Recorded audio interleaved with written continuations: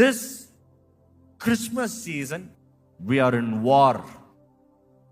పక్కన ఉన్న వాళ్ళకి చెప్పండి, మనం యుద్ధంలో ఉన్నామని చెప్పండి. మనం పోరాడేది మనుషుల్ని కాదు, రక్త మాంసాలని కాదు, కనబడని శత్రువులను పోరాడుతున్నాము. వాయుమండల అధిపతులు, లోకనాథులు, దురాత్మ సమూహములు, చీకటి ప్రభావం, వీటిని పోరాడుతున్నాం మనం.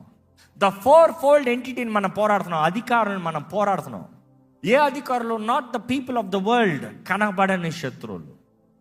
ద ప్రిన్సిపాలిటీస్, కనబడని శత్రువులు, వారిని పోరాడుతున్నాము. ఎవరు వారి దగ్గర నుండి తప్పించుకోలేరు. ఒకటి పోరాడాలి, లేకపోతే సరెండర్ అవ్వాలి. మీరు ఎవరికి సరెండర్ చేసుకున్నారు? క్రీస్తుకా, సైతానికా? మీరు క్రీస్తుకి సమర్పించిన వారెంత అపవాదిని పోరాడాల్సిన వారే.